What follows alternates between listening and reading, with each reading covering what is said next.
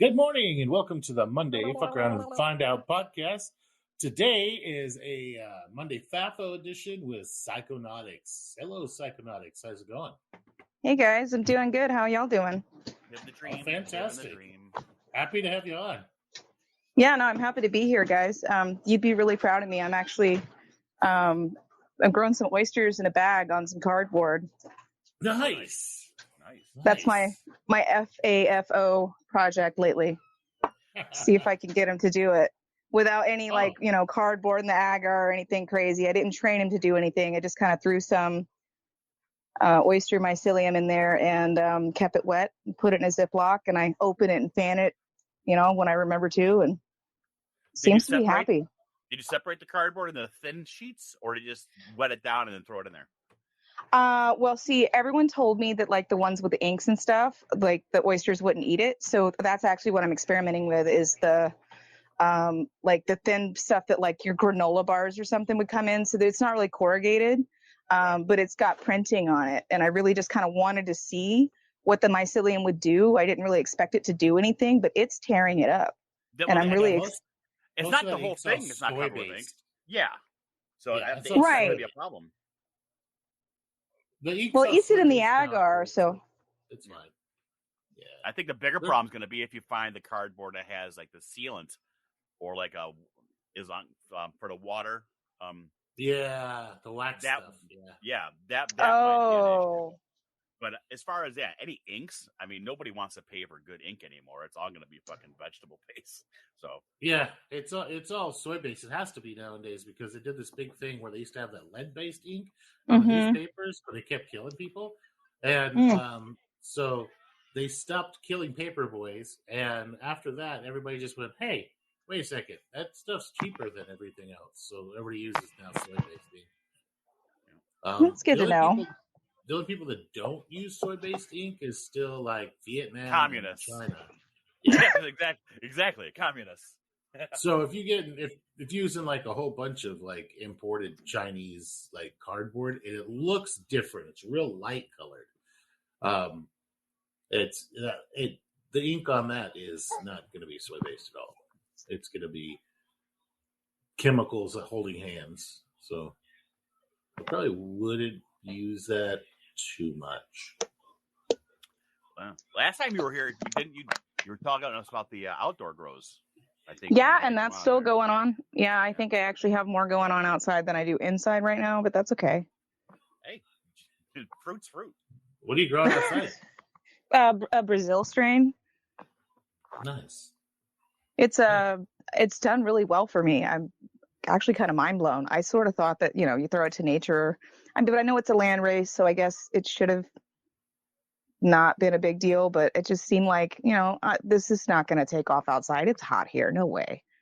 But, I've just kept it kind of shaded and moist. And I've gotten 3 or 4 flushes out of the block so far. And now I've set up many others. Yeah. But think of it this way: how many blocks did you waste because you thought when people told you they were garbage, and you just the whole time. I told you all that shit you were wasting is and now you're I'm on flush number 12. Yeah, well, because it's already outside, so I'm not really worried about it tricking out. It was already kind of there, right? That's why I went outside. So whatever I get's a bonus. Except I used to have plastic shelving I'd set outside, and it was a cheap ass, I think Husky brand, Walmart brand plastic shelving. It was just cheap as hell, and I'd set it outside against the house, and it was right where the sprinklers would hit, and I'd have anything that was sketchy or blocks that were in especially gourmets. They had fruited for me 3 times indoors. I'd take them outside, put them on that thing, and then just whatever I got was an extra bonus. And can't sell those, but they're great for the house. Oh yeah, but they get huge, weirdly huge outside. Wow! You'd have an oyster mushroom the size of a dinner plate. It would just make these massive, crazy oyster mushrooms outside. How bad were the bugs though? You definitely want to wash them. Yeah, right. You don't. Right. Yeah, because they get gnats and stuff in them. But yeah, that is one thing I'm battling right now. if I love talking to you guys because you guys always have the best ideas and solutions for things that like out of the box thinking. But I'm dealing with fruit flies right now. And aside from not bringing produce into the house, what is my course of action to kind of keep these guys out of my projects? WD-40 and a lighter. They're probably in your drain. They're probably what they're called drain flies. Yeah. And there are little bitty fruit flies that live in the drains of your house. So if you have a drain that you're not using all the time, or even if drains like kitchen sink drain stuff you are using quite often, the little grubs can hold onto the sides and up underneath the lips of stuff, and then go back to free swimming and eating all the good. Oh, You need baking soda, you need water, and then you make a sludge, pour it down the drain, and then you pour vinegar down the drain afterwards, and it cleans it out completely. Yeah, the foaming action of that will actually get most of them out of there. A little bit of bleach in your drains every once in a while, especially if a guest bathroom that you're not using all the time. Just a little bit of bleach just left in the drain will take care of any of them as well. And boiling water. I love boiling water. Yeah, murdering with heat works really well. But they're probably little drain flies. They're pretty common in Texas and in the South during anytime it gets kind of warm. And fruit flies in general are really easy to kill. So one way that I kill a shitload of fruit flies is I take like a little plastic cup, usually like honestly, one of my daughter's little teacups, and I mix up apple cider vinegar and a drop of dish soap, and I put it in there and mix it up with my finger, and then I just set it. Yep, I just set it out there on the counter, and in an hour or two, you got a couple of fruit flies in there. Depending on how bad it is. One time we bought apples from an what do you call it? Like a roadside stand from Mexico. And oh my God. It was like the next morning, there was like a fucking ton of fruit flies. And so we did that and we cleared them all out in a couple hours. Like it works really well. They have the tops that go on mason jars too. It's like a cone, so they'll actually go in, but they can't get out. The same thing for bees and everything else. But I think genocide is the best way to go instead of just trapping them. Oh, anytime it comes to something smaller than a human, genocide is the way to go. Yeah, I concur with that. That's how we solved the rat problem. Was I took your advice on that, and I had one that was dumb enough to sneak in the house, and he showed me his entry point. So I have since gotten that patched up, and hopefully that's the last of that problem. Did you do the concrete and cornmeal? Yes, I did. That was brilliant. Yes, it does. Yes, it does. It won't jack up any other animal either. Like it won't hurt anything else. Yeah, because I have dumb chickens. You know, my big goal with them is just keeping them alive because they're so stupid. Because of the way that their digestive system works, it won't hurt your chickens at all. But the way that rats' digestive system is, it just turns to sludge in them and then they're dead. They're done. It plugs them up. Poor little fellas. Yeah, it's probably not a pleasant way to go. But hey, F you, wilderness.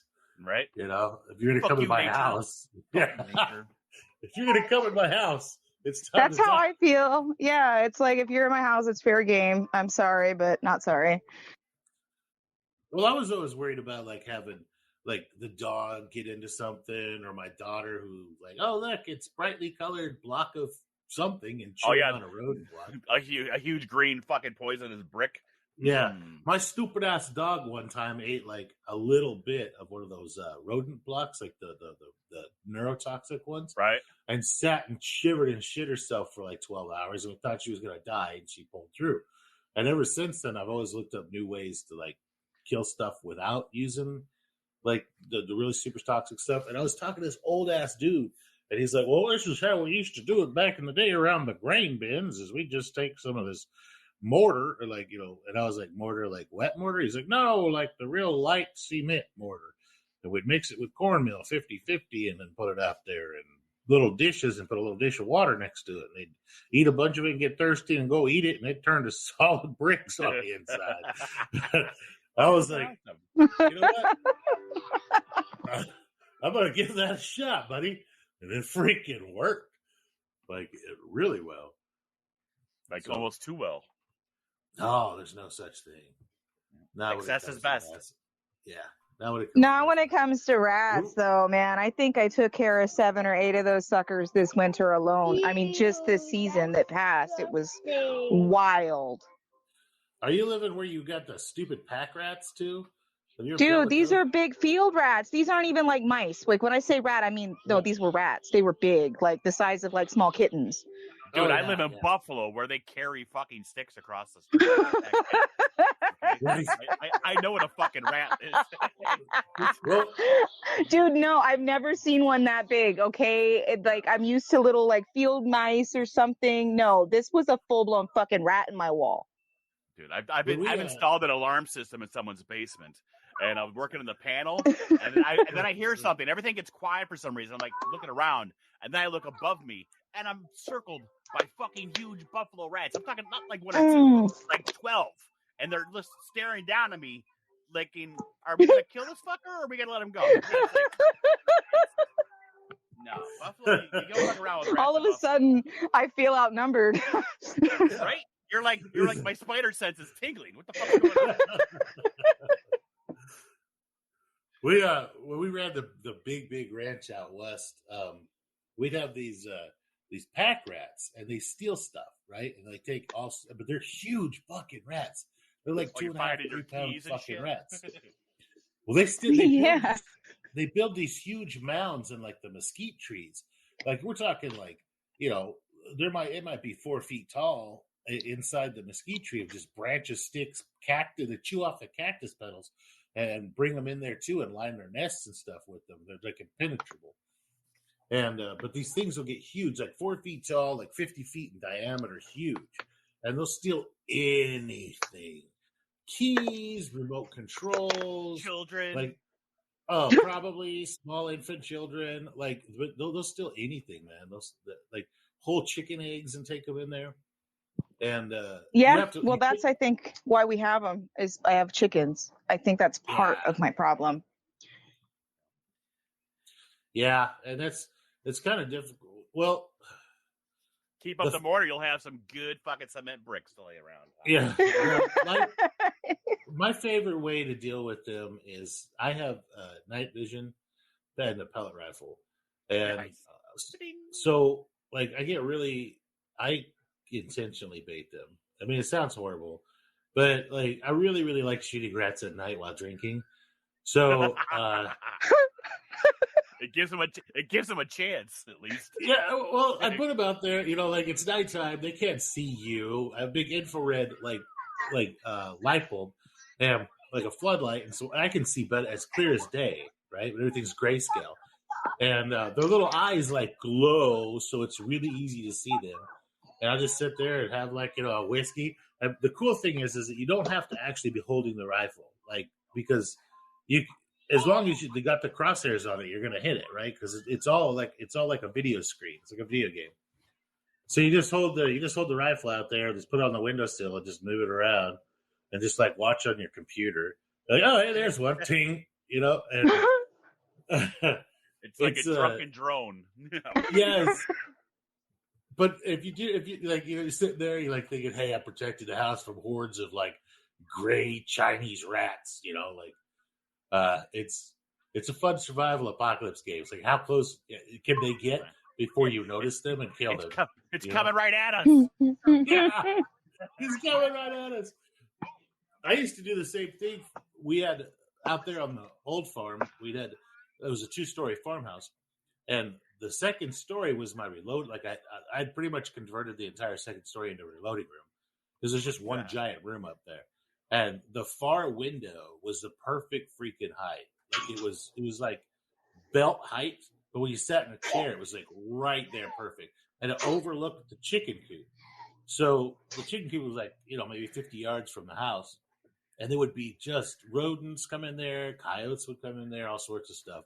At night vision at night and just shoot, listen to some country music, night vision at night.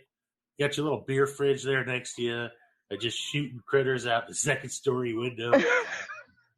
Like a country clock house window. Yeah. Is this a date night? What are you describing right now? Yeah. I didn't want to say that, but I had an awkward erection.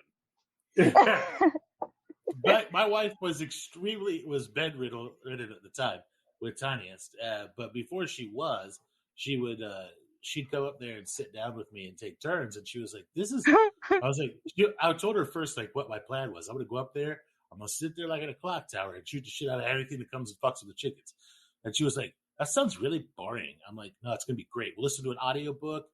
It'll be freaking great." It's like totally silent and dark. You know, it's like out in the middle of freaking country. Our nearest neighbor is 17 miles. So we're like literally in the middle of freaking nowhere.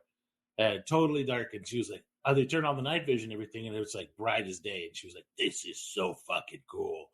Like, just listening to an audiobook and just murdering shit. It was bonding. Good times.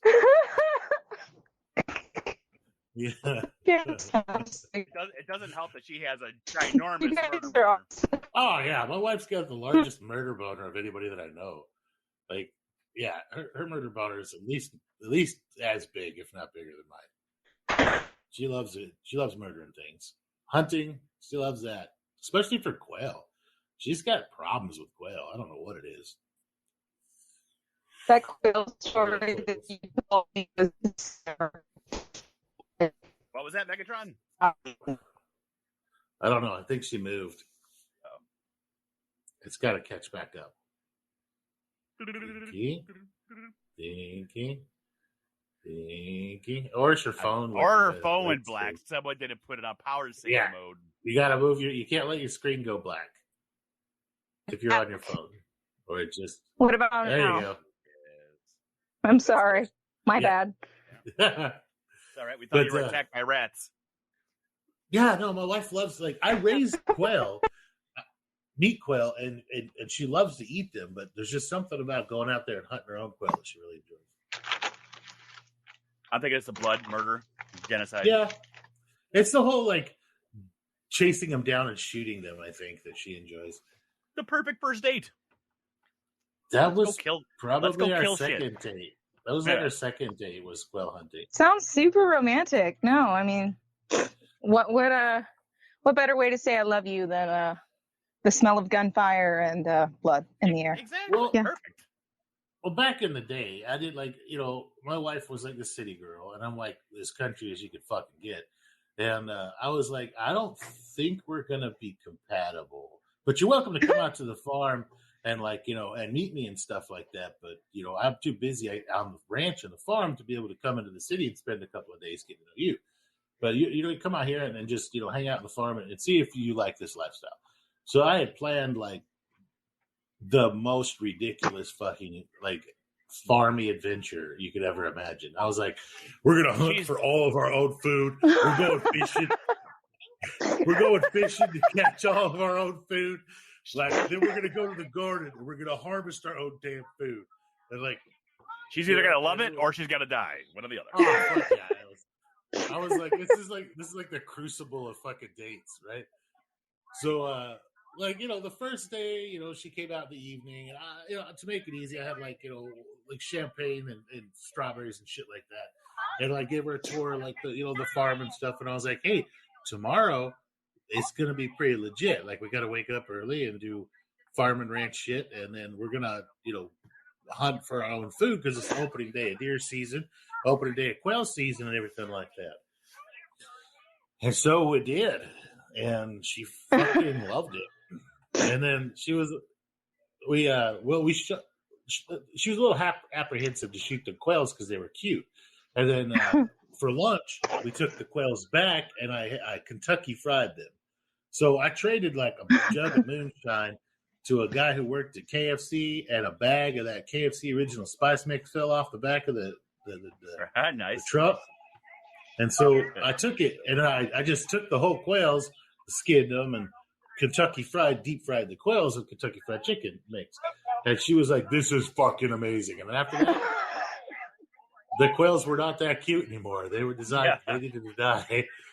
And she's had a murder boner for them ever since. She has her own shotgun and loves the shit out of it. And that's when actually, her tell the story is hilarious.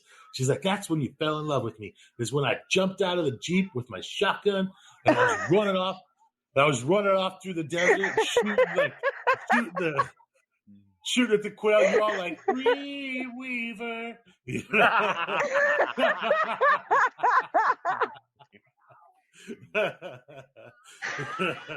I love couple stories, man. I get such a kick out of it. I had taught her to. I had taken her. I just showed her how to shoot like the AR, and stuff like that, because she'd never shot guns or anything before. And then the next, so that was day one of the official day, right? And then like day 2 was deer season. We were gonna go sit in a deer stand and shoot a deer together. Well, I taught her how to shoot the AR. I had a scope on it and everything like that. And I had a little 5-round box magazine, so it was legal to hunt deer with. And I put her in the deer stand, and we have these super bougie deer stands, like small apartments.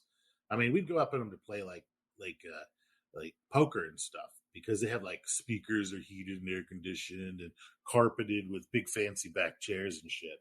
Like they were really big, really nice. They're like probably 550, 600 square feet on the inside. Damn. So they're, like refrigerators built into them and a potty, like they were apartments instead of like, they were just in the air, really tall. But so we get it there, we get to the deer stand, and we're chilling and hanging out. And then I get a call, and I have to go deal with something on the ranch real quick. So I just sneak back out of the deer stand. I'm like, all right, stay here. You know what you're looking for. You're looking for, deer over here, blah, blah, blah. And she shoots I'm like, we're the only people on the fucking ranch at the time. I let a dude in. He picked up a couple bales of hay from me, and then he left. And then driving back, I hear a bang. And then I get a call on my phone. She's like, I got one. And I'm like, it's the biggest deer ever. It was the biggest goddamn buck ever killed on the fucking ranch.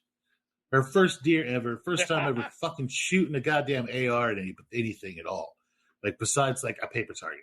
Biggest fucking deer ever shot on a fucking ranch. Huge son of a bitch. Maybe not fair. Not fair. They're like 240 Boone and Crockett. Holy shit. Yeah. That's big. Yeah. Like 240, like scoring on the antlers, like, and we're talking like maybe like a 275, 300 pound deer. Big fucking deer.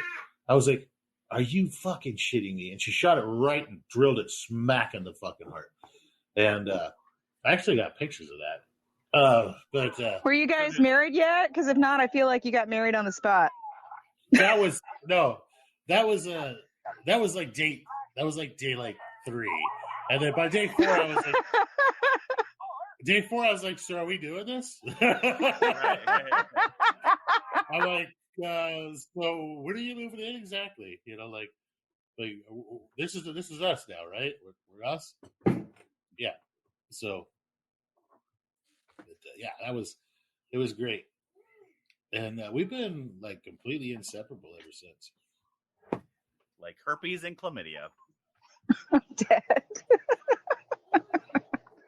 Here's her shooting her stupid deer. Somewhere I have I'll send it to you guys actually. We'll send it to Deadpool first. Yeah. I'll just put in the general text. I can say that's where I am right now, is in general. I'll just put it in the general text on FAFO cult, so people can see. She shot the stupid deer right in the freaking heart. There's the heart of the deer I'm holding. Yeah, nice. But tagged it right in the heart. There are little stupid quails that she shot. But yeah, them some old pictures. Yeah. Wow, that's impressive, man. Give her a high five for me. That's epic. Yeah. It was pretty much it. What the hell were we talking about again? Oh, killing rats, and then went to deer hunting. Well, we went to the clock tower fucking murdering. Murder fest. To this day, like one of our favorite things to do is, because we have like legal suppressors, we've done all of our paperwork and everything, but we'll go out and go with like fully suppressed weapons late at night with like our night vision and thermals and stuff, and drive around and shoot feral hogs. And that's like date night. That's like, nice. Hey, do we have some free time? Do you think we can make it out to the ranch? Who's going to watch Tiniest? And it's like, let's go do this. And then drive around and murder. It's a lot of fun. A lot of fun. Modern day date night after the kids. I can't wait to go on a murder spree. Some Texas murder. It's gonna be glorious. You'll have to come down and come do it. It's a lot of fun, Deadpool. It's a lot of fun. I think I might get along with some murder. Yeah. Great.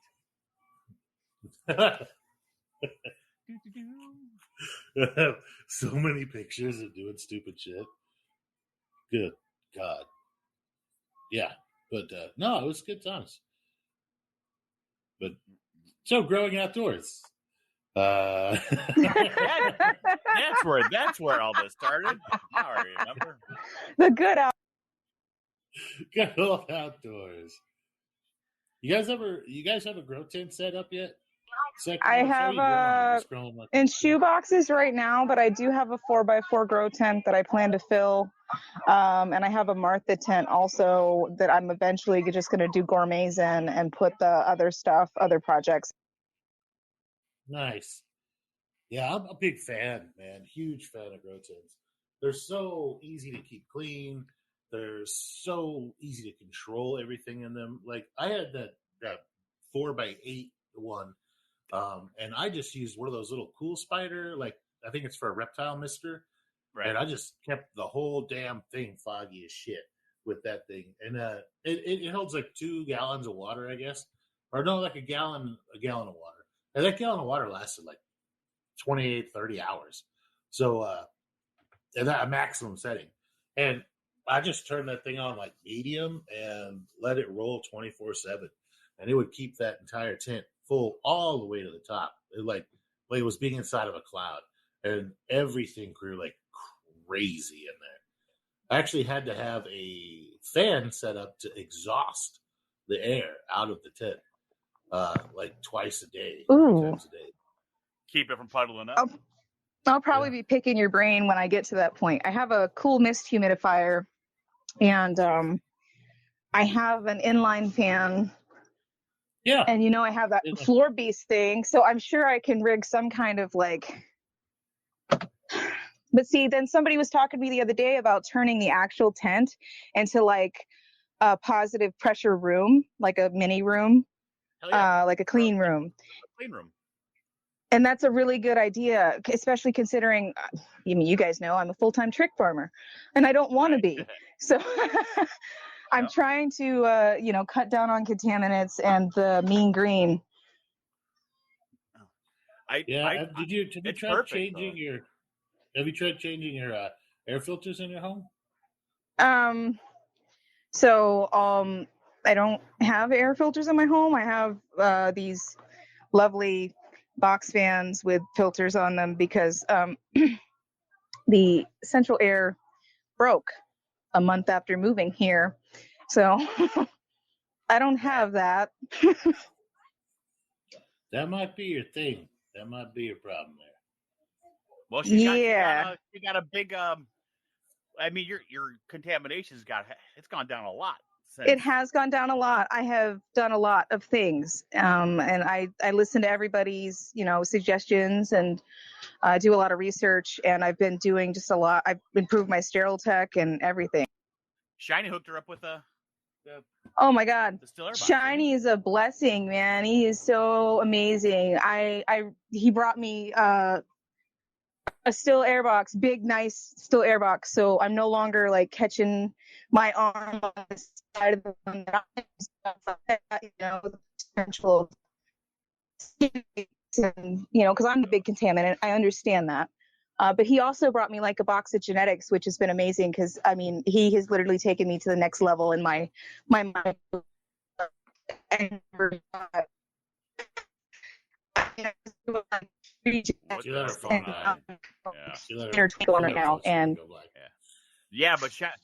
Yeah, Shiny's been Shiny shared the wealth. So he blessed me. He's such a nice guy and he's such a blessing. But he blessed me. He took my Myco game to like the next level. And I couldn't be more thankful. I really am just like out of this world.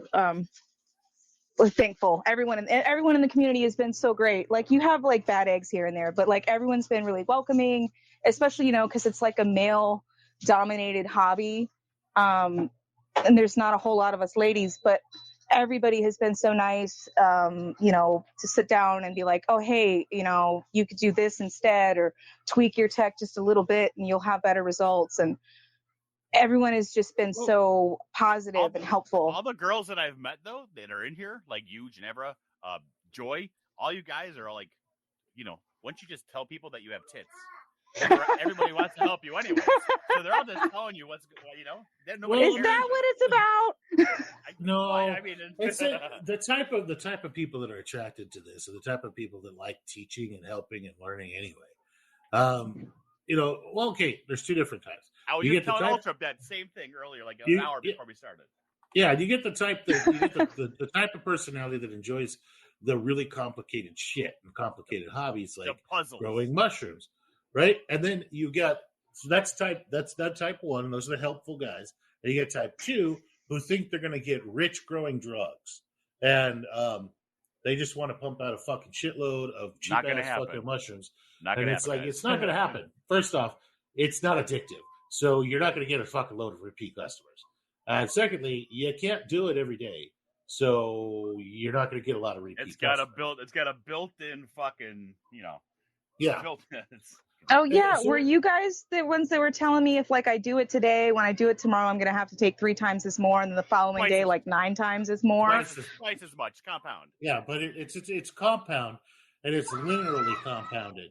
So if you take on day 1, if you take 2 grams to freaking get when you get out of your mind fucking high, day 2 you're gonna have to take probably at least 4 to get the same level, and it's like chasing the dragon after that. Then it's 8, then it's 16, there's 32, and then the next thing you fucking know, you're eating a goddamn half pound by freaking Sunday. Oh yeah, no, yeah, no. But for me, it's medicine. There's no way I could even try to do it that often. It's so spiritual. Well, if you're doing the microdose introspective. I do the microdose thing, but I've actually taken a break lately because I've been having some medical stuff going on. Right. So I've only been doing it once every 2 or 3 weeks or so, in a decent dose, you know what I mean? 2-3 grams. And it's just so introspective for me. Yeah. I'm a big fan of moderate dosing. So that's taking 2 to 3 grams.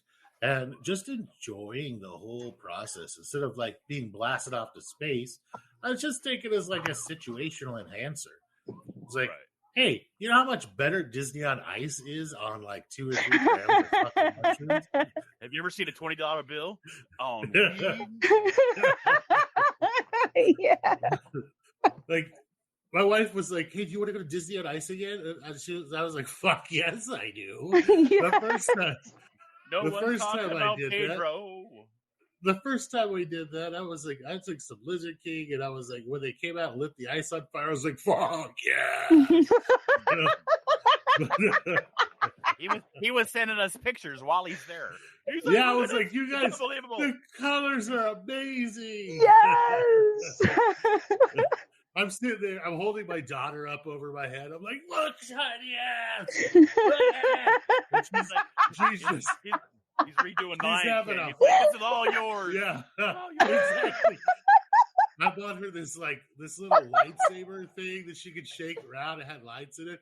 She's just fucking, because I'm so into it. She's so fucking into it, right? And she was just having a blast. And I probably was annoying to people around me, but what the fuck are they gonna do? I'm 6'6", what are they gonna do?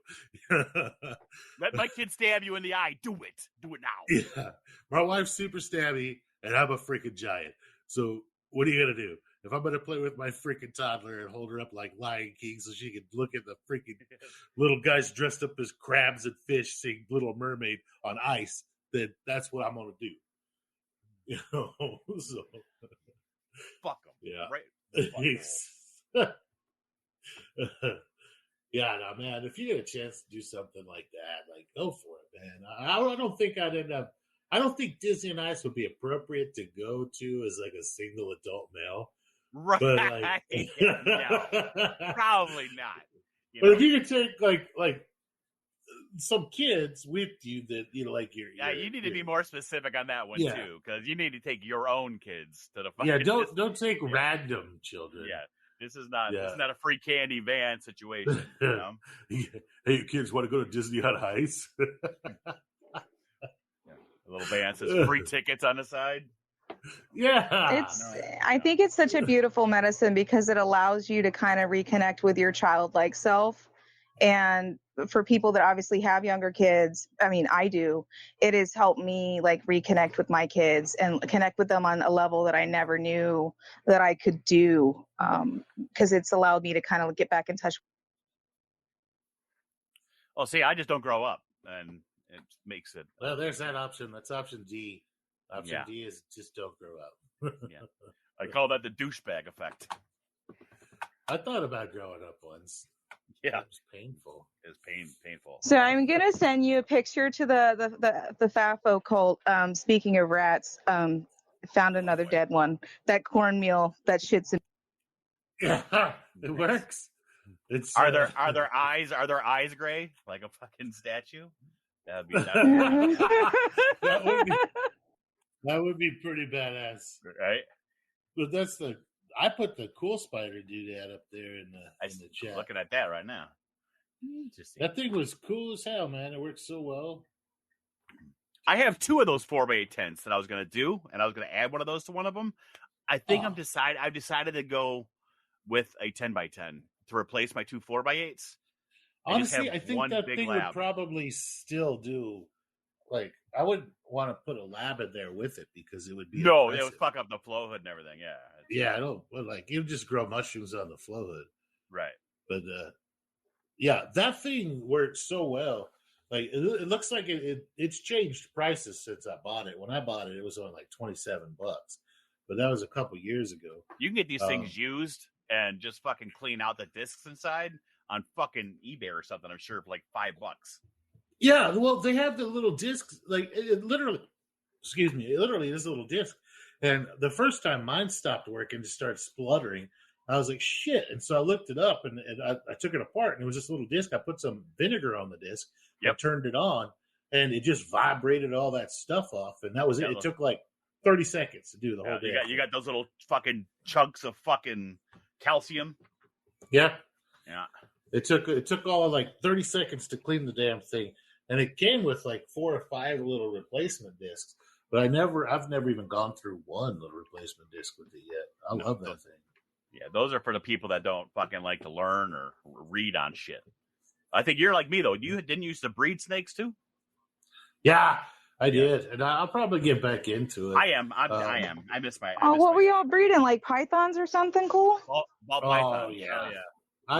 Dude. I did a bunch of stuff. I did children's pythons. I did a bunch of different eyelash vipers. Those are really sexy. I've seen those before. Well, I did eyelash vipers. I did white lip vipers. I did just a bunch of random shit. Like really, it was just like, huh. And then a lot of different Kenyan sand boas. Like then rosy boas. Boas are. I like boas. Those are nice. Yeah. The rosy boas were really, really, really neat because there's so many localities and they're native to America. And you could get like ones that are like solid white with like little black marks or like snowflakes. And then you can get all sorts of different ones. They're not big. I mean, they top out like 24 to 28, 30 inches. So they're just little cute little bastards. Really easy to get play with. I had, but I always had big stuff around to dispose of things. Exactly. Yeah. It's like I had this Florida king snakes. And if you ever get a chance to get one of those and to have one, if you're going to have just an absolute dumpster of a snake, you can't beat a Florida king snake. They're not that. Some of them are. Yeah. You have something that dies on you, he'll fucking eat it. If you have an egg that goes bad, he'll eat it. If you, anything at all. Oh, yeah, that's a big-ass rat. That's a long-ass tail on that motherfucker. Dude, that thing, he's literally just laying next to my dishwasher. This had to have happened between last night and this morning. Like, he's been plaguing my house for weeks. I, wake up at 7 in the morning to this bastard trying to shoot through my floor. I'm so over this shit. Well, not anymore. He did. He looks a little stiff. I got a stiffy. I got a stiffy. You could probably use him to shore up meat somewhere. Yeah. He's the new fill for sandbags. Yeah. There you go. No, our buddy over there is making biochar. We just fucking burn his ass and make him into legit fertilizer, air filter, or whatever. With just like this weirdly shaped concrete pathway in it. But yeah, no, it's good stuff, man. It's a lot of fun. But yeah, if you go to Florida Kinks, the Florida fucking king snake would eat that stupid thing. Like, I wouldn't feed it to them because it's full of concrete, but they'll eat anything. But they don't have a digestive. If it's already solid, I don't think it would be a problem because all they're doing is basically just digesting it. They're not actually like chewing shit. No, I wouldn't chance it though. What? It would clog them up. Same thing if it ate a giant rock, it would clog it up. But yeah, no, the Florida king snake's great. Yeah, I used to breed all sorts of different types of snakes. I had a bunch of fun. I bred a shitload of Dumerel's boas once, thinking that they were going to be the next big thing, and I couldn't fucking give them away. I started right when the ball pythons, when the breeding really started to kick off, which I didn't like because you got a new snake all of a sudden. It's the same thing as basically our genetics now in the mushrooms. Everyone's doing crosses. They got a little bit of a change of a color. You're paying fucking $3,000 for a fucking male. $2,500 for a female. There's quite a few breeders that would import like massive quantities of ball pythons. Oh yeah, and just go for that one thing and just chase it. Absolutely anything that's different on them at all, and they did a good job of pumping out a bunch of crazy morphs, but that was back when you used to be able to get ball pythons for like $8 a piece. They were wild. 20 some years ago. They were wild caught, but no, wholesale even. They were $8 a piece. Oh, you're talking about the bags they got. You get a bag of like 100 fucking snakes in there, and you have to go through them one at a time and try to find some kind of pheno to chase. Okay, yeah, I know what you're talking about. Yeah. Well, I'd buy the bags after they'd already go through them, and so they were just trying to get rid of all the excess normals. Right. And so I was paying, I'd have a bag of 100 ball pythons. I was paying maybe $225, $230 for them. And then I'd get them, and then we just put them in a whole bunch of shoe boxes, hydrate them, worm them, and get them eating like regular rats, like regular mice. And instead of like, we'd always have a cage of those African soft fur rats that we use for scenting. Oh, those things are crazy. The fucking little nasty bastards. But we use them for scenting, like to get the animals to start eating like regular domestic rodents. They can't help themselves. As soon as they smell those fucking things, all they want to do is start biting. Oh, yeah. They're great. Well, you kind of have to. African soft fur rats are pretty aggressive little shits. Oh, but, I never met one I could tame enough to pet and play with. I tried. No. But I've had lots of rats that were awesome. Like, I had one that would get out of its cage, and I'm sitting there on my computer. I'm like, where the fuck is Jack? A little black fucking lab rat, whatever. And I'm like, Jack. And he would come over and just sit next to me while I'm on the fucking computer. I was like, I was probably about 2 years older than Tiniest when I had my first pet rat. I was probably like 5 or 6, and I had a rat called Squeaks, and just this giant black fucking rat with a white like chest, and I'd take her everywhere with me. She'd live in like the sleeve of my long sleeve shirts, right? And then just stick her head out to like eat something, whatever I was eating, and then put her head back in. That rat lived with me for like 5 fucking years before it died. They live a long time. Yeah, like 5 or 6 years. Like I probably had this thing not snake long. No, but man, that thing was huge rat. It's so sweet. Come to her freaking name. Knew a bunch of tricks. People are like, oh, since you had a pet rat, did you feel bad about feeding rats and stuff to your snakes? No, not at all. Not at all. No, I'd feed them homeless people if I could. Right. But I've had pet rats, and I don't feel bad about killing the ones in my house because it's like, this is personal. And they're really smart. They're like the worst pests to have because they're really intelligent. They're invading our home. You know, what the type of rodent that you have there is like, where are you in? That looks like a huspid type, what's it called? A huspid pack rat. So it is a pack rat. Yeah, it's a type of pack rat, yeah. It's got a furry tail. Right. Yeah. That thing's not small, unless that's a cupping. Is that a puppy? No, it's not. And I found one bigger than that. We've had one bigger than that died in the yard. That's when I first started using the concrete and the cornmeal. Are you in Texas or are you in the South? Where are you at? Florida. I'm in Florida. Florida? Oh, Jesus Christ. Mm-hmm. God, fuck, who knows what kind of... Dude, we just like create mutant everything. There's mutant bugs, mutant rats. Like, we just breed swamp creatures, man. So, Florida man. People keep letting them go. What you have there is a type of pack rat. But I'm not familiar with the ones in Florida. What tells me it's a pack rat is it's got like the gerbil-like back feet and the furry tail. And that thing's going to be stealing shit. Somewhere it has a nest. It does. It does steal shit. I had kids' toys and stuff up in the wall and stuff, just random shit that was coming up missing. And I thought that we had a house gnome. No, I just had a rat. House gnome would be like 10,000 times cooler than house pack. Absolutely. Yeah, those things we had those, but they had a shorter tail that was about half that long. It was silver and fat. And those would be like the pack rats that we had out in West Texas. And they were about the same size if that's a 5-gallon bucket. Yeah. They're big-ass bucket or a pail for sandcastles? That's a kid's bucket. So I just grabbed my daughter's, like, bucket from Halloween or whatever that is. Yeah. Yeah. So if that was a 5-gallon bucket, that'd be about the same size as they get in West Texas. Yeah. So big. Not friendly. No, thank you. No, thank you. I think I have a picture of them. I think standing next to Mobits. And people are like, holy shit, they're huge. And I'm like, yeah, they're pretty good size. But, I have pictures of shooting the damn moles. I used to shoot the moles with my pistol out when I was out in the garden.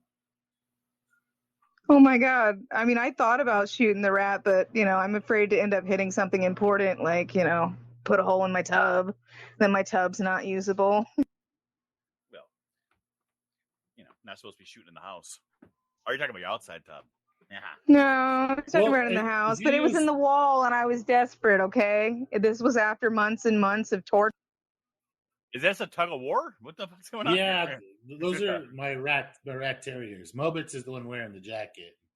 The other one, that's a Decker rat terrier. They're much larger rat terriers, but they got the pack rat. You can tell it's yes, pretty good size. You told me that rat terriers would take care of it. That's legit.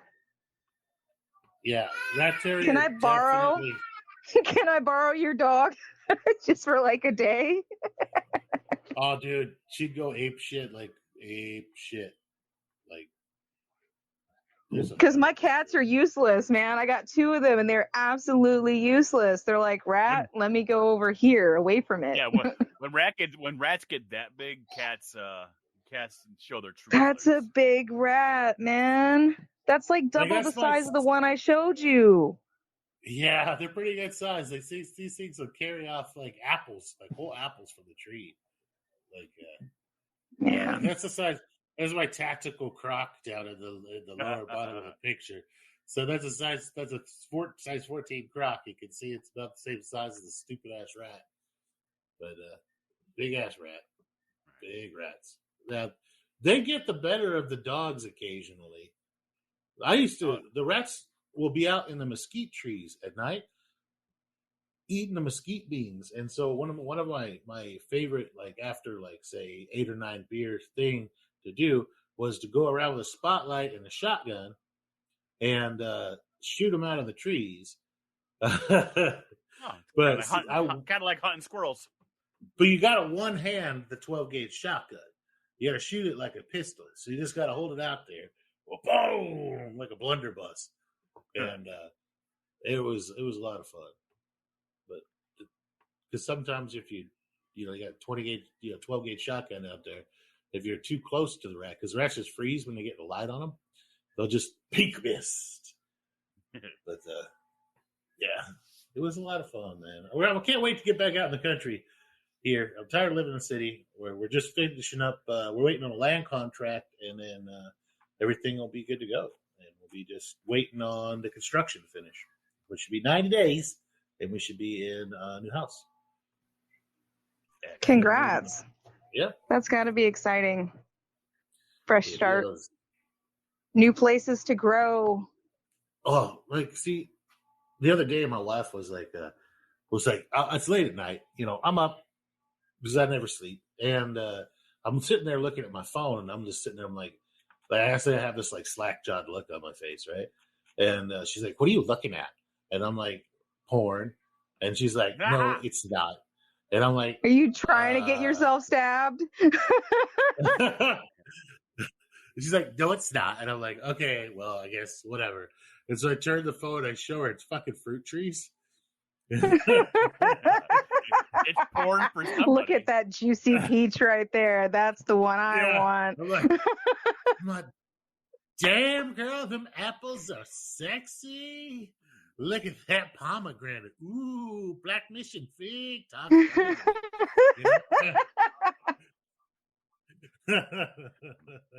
I just got a little inside. That banana tree right there. Look, it's a dwarf variety. Fuck yeah.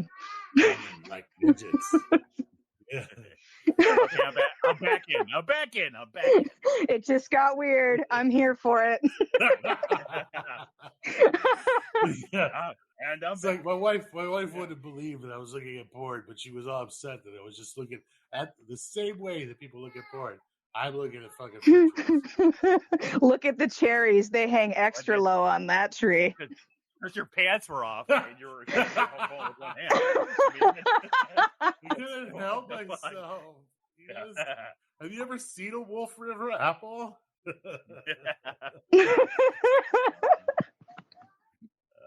I so badly want some fruit trees on my property, and somebody was telling me I need to look into like ones that have been grafted because they're going to grow that much faster and fruit that much faster for me.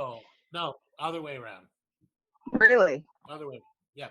Okay. So, if you would take a bare root fruit tree that you would buy at the nursery and pop it into the ground next to something you have grown, started from seed that was in the ground at the same time, they're going to fruit at the same time.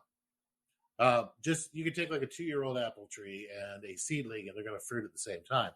Just because the one's going to have a bigger root system than the little one in the ground. No, I want to like it. You do like it. It's watermelon. Eat it. No. Suffer.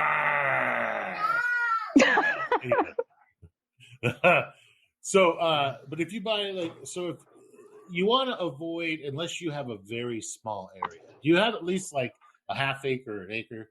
Yeah. Okay. So you want to avoid the super dwarfs and stuff like that. Okay. They're going to only get maybe 5 to 7 feet tall, but because they're on such dwarfing rootstock, they're going to struggle to survive constantly. You're going to want to deal with like semi-dwarf rootstock as far as if you want to grow like a home orchard. So those ones are going to get 12 to 15 feet tall, which sounds really tall, but it's not compared to like a tree, right? Right. So they get 12 don't you want to be able to reach the top of all your trees anyways, because you got to cut them down there. Name one fucking fruit tree that fruits off the top branches. Exactly. Peach. Yeah, it doesn't. Nothing. They're not going to get up there, and even if they are, they're going to bend the fruit tree.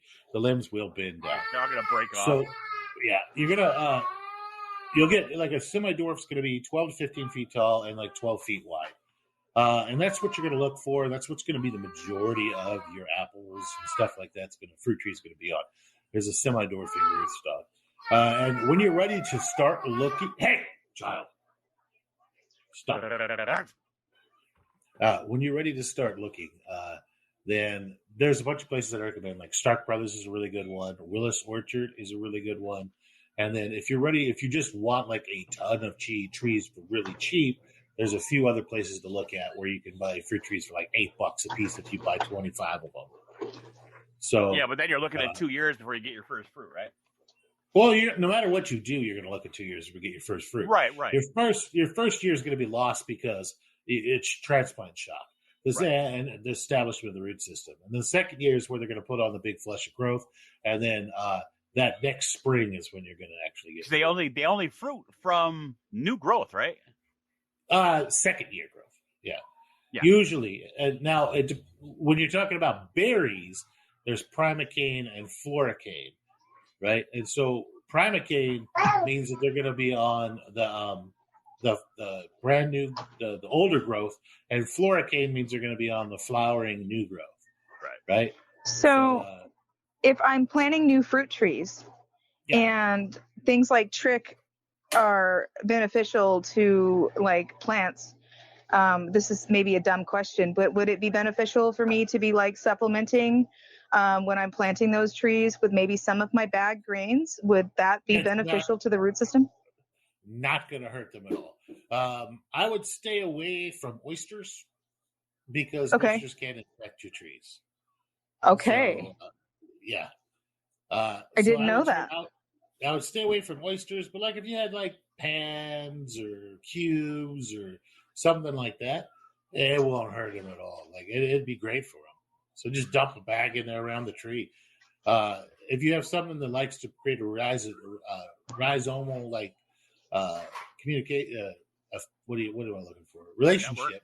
Mycorrhizal? Then mycorrhizal, like a relationship with the tree, then dump that in there. Shit, if you want to grow some morels, it'd be a great time to make a whole bunch of morel grain spawn and dump that in there when you plant your tree. So you could grow morels just fine like that. I was just talking about morels, but I think they need a cooler growing season, right? Am I incorrect on that? They kind of need to have like a winter time because that's when they. I think I missed my window for that this year because we're not going to have cold again for probably 9 more months. Yeah, but you can't plant your fruit trees until it's cold anyway. You don't plant. Okay. Them yeah, no, it would kill them. Yeah, for me, planting fruit trees happens in February. Okay. And for you, it's probably going to be happening in probably February as well. So I've got an agenda. I'm looking for fruit trees now. I like this. Freeze dryer and fruit trees. Those are my list of things. The two of those things go together so well. I was going to say, it sounds like those would work Snacks. Yeah, and being able to store your stuff is great. Like, okay, so we make like apple. Like when we have a shitload of freaking apples, I just grind the bastards up and like super, super fine. Like make apple, like cook them and grind them, like make applesauce. Like apple. And then, and then once it goes through the freeze dryer, it comes out like a potato chip basically. And I crunch that all up and then put it through the coffee grinder and powderize the shit out of it. And that's like instant apple juice for the babies. Like instant apple juice. Like you just mix it with like 1 tablespoon of that to like 4 tablespoons. That sounds like an awesome organic fucking thing for cereal topping. Yeah, it really is great. We use it in oatmeal and or muffins. You add a tablespoon or 2 to muffins. It's like adding applesauce to your muffins. But I just take like 1 tablespoon of that powder. What are you complaining about? Say hi. And I did 3 legs. You did what? Hi, Tiniest. I did 3 legs. Where's Pedro? No one talks about Pedro. Legs. You wanna watch some YouTubes? Look. So we take that stuff. It's like 1 tablespoon to 4 tablespoons. Daddy! Yes, Tiny Beast. Here, look. Oh my goodness. Well, is it a dinosaur? Yeah. All right. She really likes dinosaurs. Land before time. No, she doesn't like cute dinosaurs. She likes the meat eaters. and she wants to watch like yeah, she wants to watch the Walking Dead dinosaur. She wants to watch the T-Rex chase down and kill something, right? Oh, just like mommy. Just like mommy.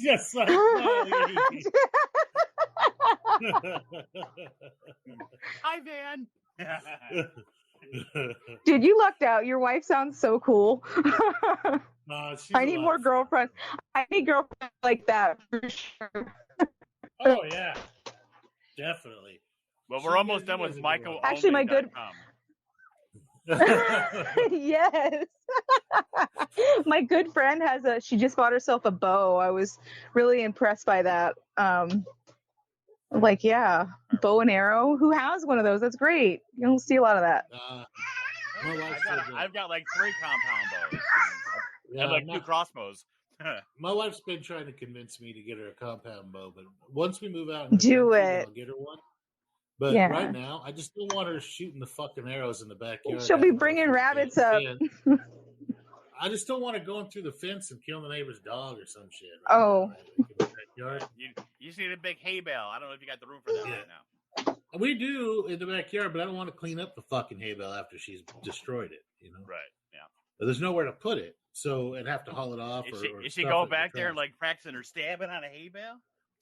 No, she fucking surprises me with that. Surprise, motherfuckers! Yeah, that's exactly basically what happens without the motherfucker. Like, you get up in the middle of the night to go get a drink of water. Yeah, and it's just like, you're like, it's like suddenly your spider sense goes up because it's suddenly too quiet in the house. Right. And you just know that your wife had gotten up and hid behind a door somewhere. The crickets. Hey, babe, look out. There's no hey, babe. She's learned you don't preposition your attacks. You just got to do it silently. Sneak attack? Yeah. With the red Sharpie so you know you've been hit. Yes. So violent. So violent. Did you guys do Nerf guns and stuff like that when your boys were growing up? Did she get you with like the Nerf guns? We had a bunch of Nerf guns, and then we transitioned to like paintball guns and stuff. Yes. Yeah. Love my F4 Illustrator. There you go. Our paintball wars got pretty fucking epic there. Well, back in the day, I have my pilot's license. So way back in the day, we had our little Cessna, and so we would have like air fucking support, like during our paintball wars, where like you'd come by and you'd dive bomb and strafe people, like so. Mom and Dad are in the fucking plane, and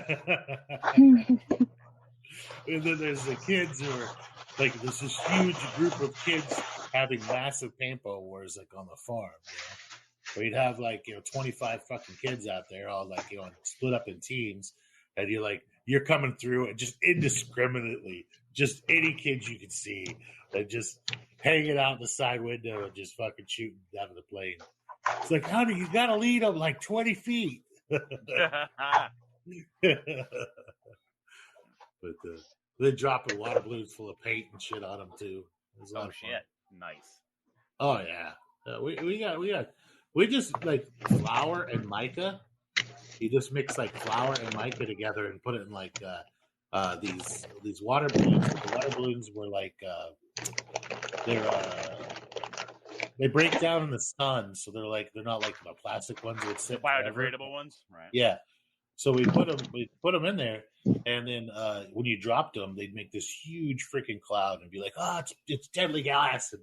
And some kids be like, "You didn't get me," and it's like, "Tell me there, kid, why's your face purple?" That's why whenever we play, I always aim for your face or I aim for the nuts, because either way, you either lift the mark or you're on the ground, so I know I hit you, one or the other. Well, it's like one part mica to like 18 parts flour, right? And it still turned the freaking flour like brilliant fucking colors. And we'd always pick colors that nobody else had. So when you throw in like the water balloons, and these aren't small water balloons, like fist-sized water balloons. These are balloons that are like maybe 3 pounds of fucking flour and shit on them that make this huge cloud. And, you're going maybe 50, 55, 60 miles an hour in the plane. And so when you drop it, it really sets off like a line. like in the direction that like you're napalm? going. Like napalm. Yeah, but like colored flour and it would really do an amazing job of coating the enemy forces. You're like, you guys got VX gas, you're all dead. But yeah, it was a lot of fun. Dude, that was the first time I can remember actually fucking spending a lot of money just upgrading one fucking gun every fucking month with the new fucking seals or a new zero gravity chamber it was just crazy. We'd when for parties we'd rent them. They were only like $10 per gun per part per day, like to rent them. And they'd come out and set them all up for you. So if you had 25 kids, you tell the kids, hey, bring $20 a piece, and that covered all of the gun rental and all the freaking paintballs they need for the day, and the pizza. And then we just cook on the farm, so it's no big deal. And we'd throw these just ridiculously cool birthday parties for the boys. But yeah, it was a lot of fun. Can't wait to do that shit again with Tidy. Dude, I miss that shit. Now they're talking about it, I got a huge paintball boner going. Huge. Yeah. You could have used the paintball gun to get rid of the fucking bear, but you had to go and attack it with a hockey stick instead. I wanted it to be personal. Oh my God. I wanted him to know what was gonna happen if he came back. My toddler got off on something the other day. I've got these Amazon tablets and it's signed in on my account. And I look over, because she got it off of Peppa Pig or whatever, got it over on Cocaine Bear. I'm like, how?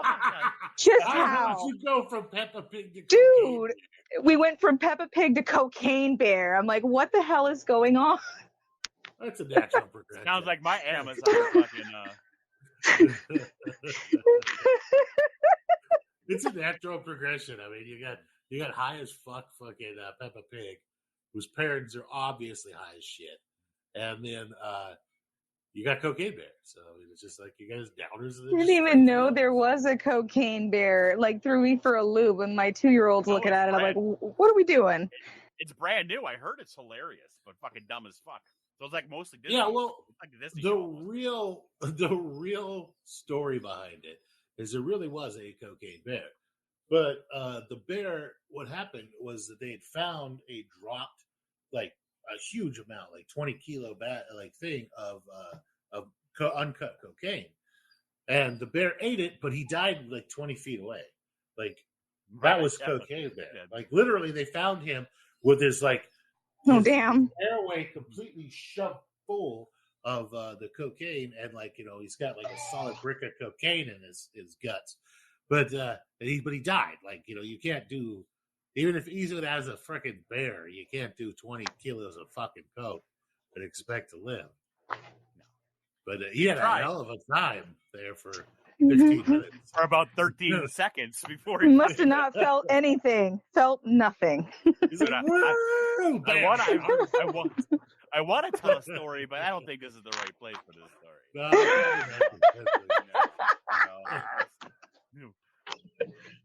Little his heart went like a little hummingbird until it popped like a meat balloon in his chest. Right.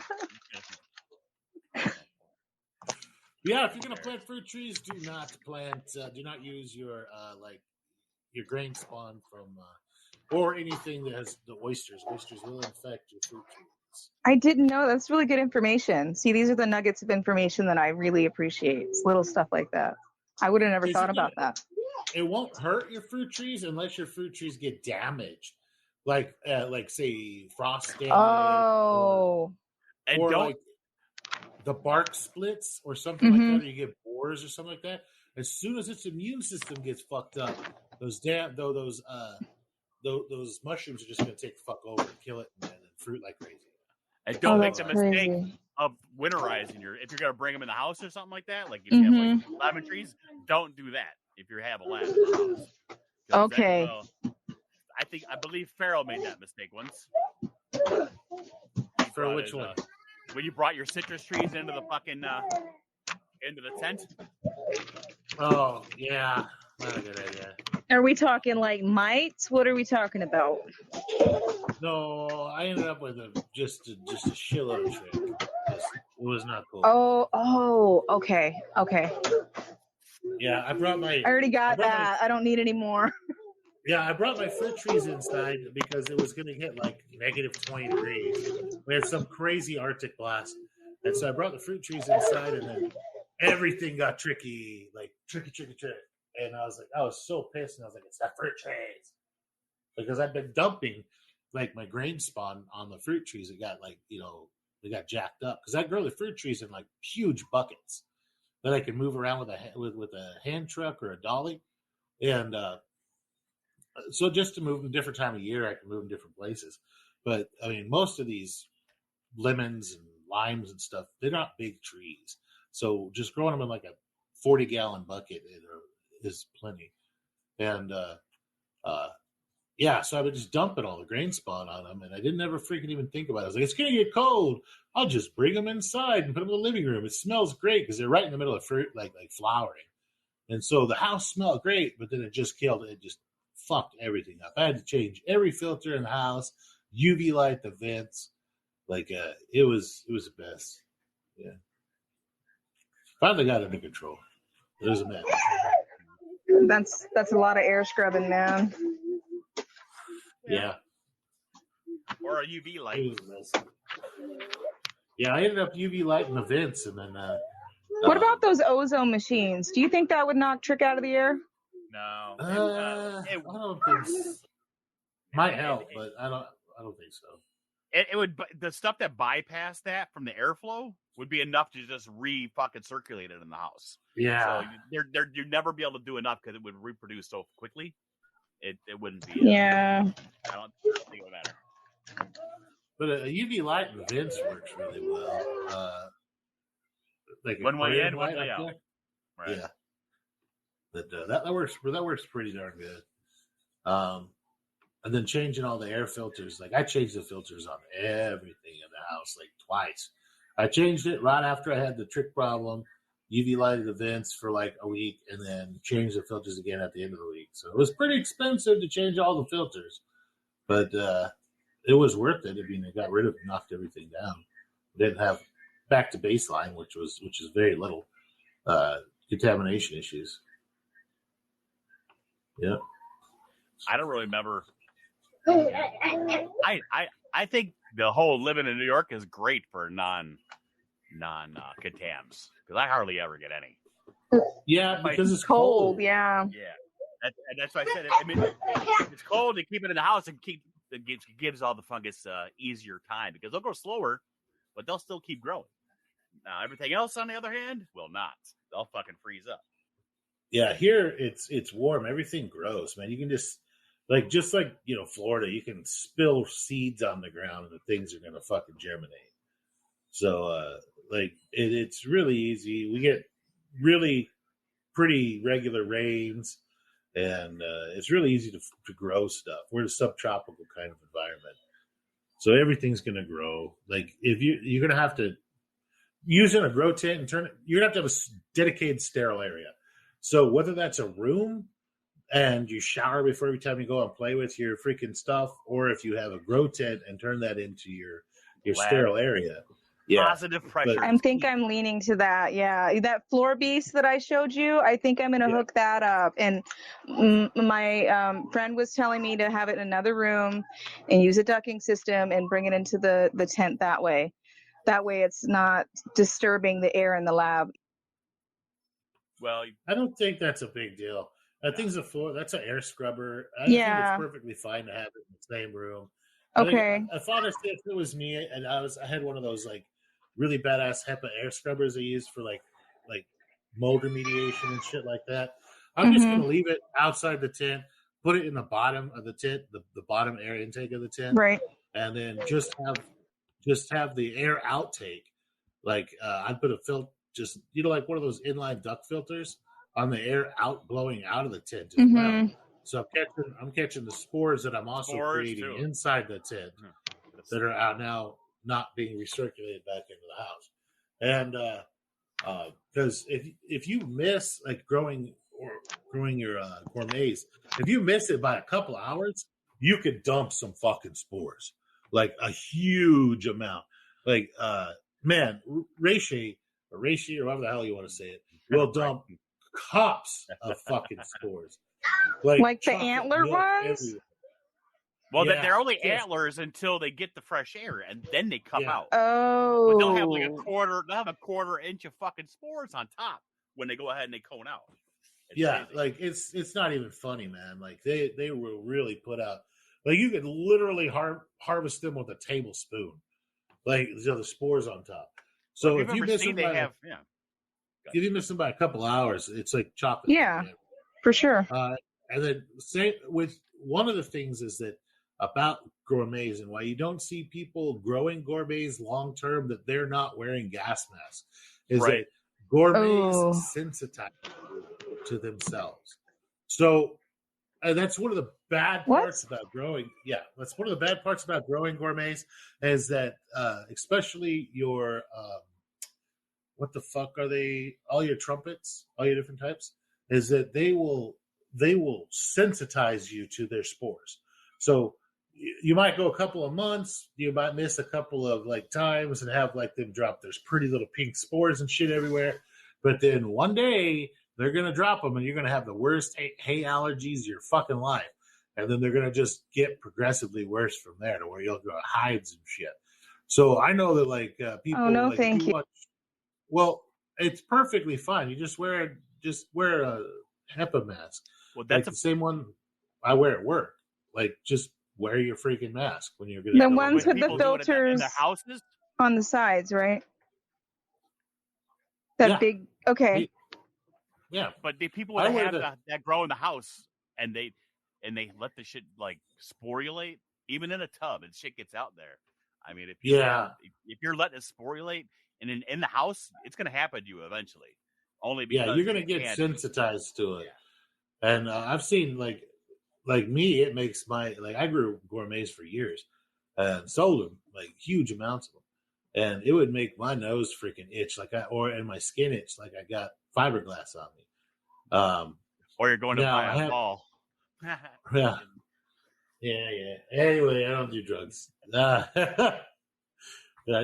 do coke. I just like joking about it. But Cocaine Bear thinks of. Well, there's a funny cocaine story, and I'll tell you about it. But no, I'd wear the mask all the time, and it didn't bother me at all. But I wear my mask all the time for work and just different places I want to go. I wear it because I don't want to catch anything from people. Also, not just because of COVID, but I find that I don't like smelling the homeless people, and that thing works really well. So, yeah. Nice minty fresh. Just pop a mint before you put it on and just live in your own little minty fresh world. Anyway, cocaine story. So we picked up this guy. We picked up this fucking guy like he was a lawyer or some shit. He was like some professional guy. And he got a DWI for cocaine, right? And he opted to go to the hospital.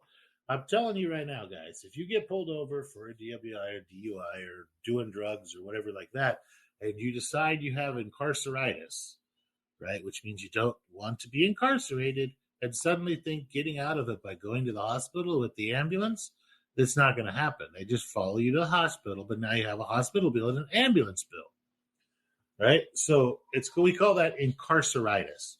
Nice. They're scared of being incarcerated, so they think they can get out of it by going to the hospital. So this guy's like, in the back of the ambulance, and he's a cocaine enthusiast, right? He's just telling us about how great it is and how he gets so much done while he's on coke, and he's just like, he's like the ad boy for fucking coke, right? He's like, man, yeah, you don't have to do a lot of it and be like really addicted or anything. Like nobody knows I do coke. I just do it all the time, man. I just get so much done, in my everyday life. I used to drink a lot of caffeine, man, but I could do just a little bit of coke now and do like 5 times as much. And I'm like, yeah, except that now everybody's going to know you're on coke because your face is going to be in the paper for a DWI on drugs, and you lost your driver's license, and you have a DWI for drugs on your record, and you're going to jail because they found not a little cocaine, a lot of cocaine on you. Like, your life is over. Goodbye. Anyway, I didn't say that. I'm like, yeah, sure, man. Coke sounds great. And so after that, we were like, me and my partner were sitting there like, dude, that guy was like a preacher for Coke, right? And so we came up with this. Hallelujah. Yeah, we came up with this sermon for cocaine, right? We're like, our Lord and powdery Savior, cocaine. Yeah. And then like the whole crowd's supposed to like make a big snorting sound, you know? Oh, nice. And so and everybody takes a bump. Yeah. We made the Church of Cocaine, which would be a great sticker. Thank you, Baby Crack Jesus. Baby Crack Jesus. Yeah. But it was just really funny because we just like sit there. It's like 3 a.m. and we just like came up with this whole sermon about cocaine. We're like, cocaine!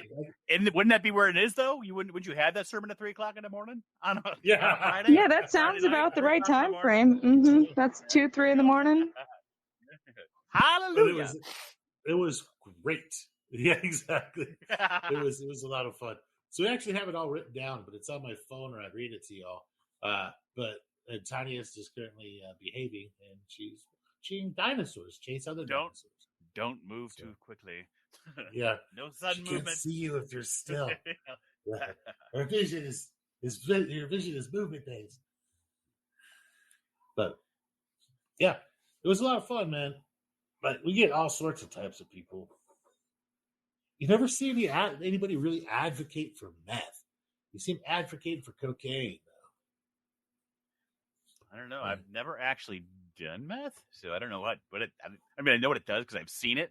Usually, the toothless people. But don't know. Not a big drug person, man. I do mushrooms. That's just pretty much it. If I can't grow it, I don't think I want it. You know what I mean? Like, I want to be able to grow it myself. I know what went into it. I know what it is. There's no mystery. There's no middleman. Nowadays, right? Especially nowadays, the fentanyl is just going all over the place. I so rarely even do edibles. Like, I like my wife occasionally gets me some edibles, like some fancy ones from Colorado or something, little gummy worms and shit like that. But like one package will last me like 8 or 9 months because I'll so rarely do even that because I get drug tested at work, and if anything goes wrong, someone dies, I get drug tested. If we get a fender bender, I get drug tested. If I piss somebody off too much at work, I get drug tested. Right. I might as well just get constantly drug tested, right? Because I'm always pissing people off. And it's like, it's just not worth it. It's not worth it to me. I don't like edibles. What I get out of weed, it's not, to me, it's not one of those things that I appreciate or enjoy. Like even smoking it, like it's just, it's not a. If you want to take a nap, just take a fucking nap. Yeah, exactly. Like it's not my thing. I get it for other people. Like for my wife, she's like super fucking ADD and ADHD, and she just smokes a little bit of weed, and then now she can sit there at work and be a fucking super genius. It calms her the fuck down and focuses her, which is weird, but hey, it works. Right. But she works from home, and what she does for a living, it's perfectly acceptable. So, yeah, cool. But for me, not a big deal. I'd be totally fucking worthless, and I don't like being worthless. I've got too much shit to do. I don't want to just sit there and stare off into space with my head feeling really heavy. Right. Give me a little bit of fucking mushrooms and let me go be creative. Right. That kind of stuff's what I like. In the right dose, it actually gives me energy. It makes everything a little brighter. Everything's a little energetic. You stack it with some lion's mane, a little B vitamin, and man, that shit is amazing. And it's better than any pharmaceutical I've ever. Yeah. Yeah, that's why I like moderate doses. It gives you energy. You feel great. You want to get some shit done. Really opens up the neural pathways. If you're doing something real creative, like you can get some really cool stuff. I've designed so much cool shit, like on a little bit of mushrooms, like drawing or like CAD work, where I'm CADing out the new garden or something like that. Oh man, came with some cool ass ideas I would have never thought of. Like what? Yes, I should totally recapture that water. Like cool yes. Do it with painting shit. You do that shit. It'll take me like days to finish like one painting. and you do a little bit of that, I'll go through like 5 canvases in about 4 hours. Nice. I've never tried painting. I imagine I'd be terrible at it. Yeah, I have a little bit of an artistic bug. I like that kind of shit. We were trying to work last night in the chat room about the new patch I want to make, or the new emblem I want to make. That's what I just saw with the fucking squid. No, well, that one's going to be a challenge coin. Yeah, we're going to make a FAFO cult challenge coin to give away and sell. It'd be pretty cool. Is that kind of like the gold coins from John Wick? You know, yeah, kind of like that. Yeah, kind of like that, or like the military challenge coins. You know, right? Sub you get in the military. No. Yeah, it's really cool. But no, we were talking about making the patch for the Department of Ethical Human Trafficking. Nice. So perfect. Yeah. the DFAT. Yeah, Department of Ethical Human Trafficking. So what it is basically what I have this patch that looks like a Department of Homeland Security patch, but has like a stripper pole and then like a prostitute and then like just a couple other things on there. Yes. Yeah, it's for Department for Ethical Human Trafficking. It's like we just want to control it so that it's ethical. As long as we get taxes, we're good. Yeah. Exactly. Everything's legal when you have taxes. Yeah. But because there's been a whole bunch of really bad human trafficking happening right now with the border and everything like that, and people just like smuggling in kids to sell to sex shops in Alabama and shit. So there's been tons and tons of these posters everywhere of like, be on the lookout for blah, blah, blah, blah, blah. And I was like, but how come nobody cares about the other sex trafficking? Like, like where people are forced to be strippers and hookers and shit like that. And I was like, you know what? We need a Department for Ethical Human Trafficking. Just making sure it's all free range and free will. free range hookers. Yes. Pasture grown. Pasture raised. They'd be street raised, maybe. Yeah. Right? Yeah, probably. Like, yeah, like urban raised, urban farmed. What do you call it when you have to let them out of the room for like 3 hours to do what they want, even though they don't leave?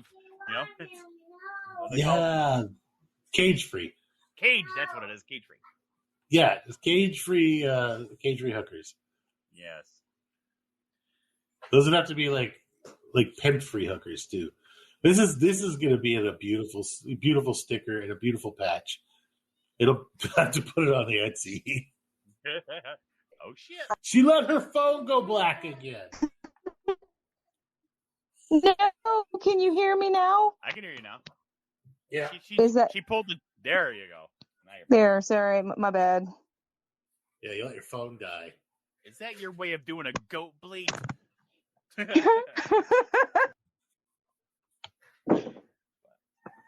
This has been a fun episode. Right. We tried to do the call-in shows, but then we ended up with a couple of callers, and then people would just like, now nobody else would want to call in. Like, I don't know, man. It sounds like scary. I'm like, dude, we're fun. We're easy to talk to. We're not scary. A lot of people talk shit. They're like, I can't wait to come on there and learn you something. Then they come on, they're like, what size is your armpit? I'm like, what? No, we had that lady come on that was like, I'm a bad bee. I'm going to come on there and ask you about your dick. And she did. We're like, okay. Moving on. Do you want a picture or what are you talking? Yeah. No unsolicited dick pics, please. Thank you. Only the solicited ones. Well, that's the only way I send them. Sorry. If you're expecting it, it doesn't get quite the effect that I was hoping. Yeah, we mostly go for revulsion around here. I prefer shock and awe, not fucking. Sorry, I don't deal with solicited. The penis of war. Yeah. I like to call my cock. The war cock? Is that what you just said? Yes. knew we Is had that a the one perfect spot for that poster. Yeah. Dude, why do you think I have the poster? It's the giant warcock. Nice. That thing is epic, by the way. Yeah, I know. Where are you hanging that in the house? Right on the mantle when you walk in? That's the first thing you see? That's my warcock. That should be like the placemat right outside the front door. You know? Well, I'll put it wherever my wife will let me. Probably in the whiskey room. Yeah, We're the gonna inside of the closet on the door, so you can only see it when you. Currently, it resides right under the TV. Yeah, it's I like it a lot. So I'd be grabbing her phone, turn it as a screensaver, so every time she turns on her phone. Mobitz doesn't want to watch it. You can't chase her with the tablet. She doesn't care about watching it. Be a good girl. She's trying to chase the dog with the tablet. She's like, look. And she's trying to show her a picture of another dog on the tablet. And Mobitz is like, Jesus Christ, you're shoving it in my face. You know, the dog's like, help. Baby. Help. Yeah. Mobitz loves Tiny Ants. They love each other. But Mobitz doesn't understand sometimes what the stupid ape human wants to do. Like, why are you trying to show me this flat device? I can't spell it. It's a two-dimensional picture. It doesn't make any sense to me. Like, it's gnawing on the corner. What is it? Is it food? Is it a biscuit? Yeah. What am I doing with this thing? Exactly. I don't know, because I have a dog, and my dog will sit there, and if there's a squirrel that comes to the fucking TV screen or a cat, my dog will sit next to me and look at me, and then look at the television and be like, "Are we gonna kill this fucking thing? What's going on?" And I was like, so I think my dog can see that shit on the television. So she can put it together, and she knows what she's looking at. Oh. Yeah, they're smart. Mine's dumb. She eats bees and chickens, anything that flies, actually. But recently it's been bees and chickens. I just can't wait for that vet visit. Your Mobitz is old as shit. No. Well, what kind of dog you got? Mine's a rescue. You got a pit bull? Yes, ma'am. Piper. I love pit bulls. They're so sweet. She's black with a little bit of white on her chest. They're so rotten, and they have like my mom's got a pit bull, and he's got like major separation issues, dude. He's such a big baby bitch. my pit bull was the runt of the litter, and I rescued her from, let's just say, a brothel. It wasn't a brothel. But I used to drive the girl around. I used to be like a taxi kind of. So you used to pick up hookers? Is that what you're saying? No. I used to drive them around. Yeah. Yeah. Okay. And what? Were you wearing a purple velvet coat and fancy shiny shoes? But she called me one day. She's like, my dog won't eat and it won't stop whining and whatever. So I said, okay, I'll go, because I went to school for that stuff. So I went to go pick the dog up, and it was something wrong with it. I get to the vet. Turns out, while she had this dog never been seen outside, it ate a fucking syringe needle, and it got caught in her fucking trap. So I took the dog, got surgery, everything else, needed to save this fucking bitch, try getting the dog back. After I had it for 2 months, when she realized that whatever, but ever since then, we've been inseparable. But she was the run of the litter. But I'll throw a 3-foot log about 7 inches thick down the hill, because that's the only way I can tire her out. Because she'll go down there, grab the fucking log, drag that log all the way back up and hand it to me to throw it back down the fucking hill. So I love my dog. Son. Yeah, it's fun. Yeah. No, don't play with that, kid. Not now. We made it this far. You don't need to hear about Bruno. What happened to Pedro? What about Pedro? Good times.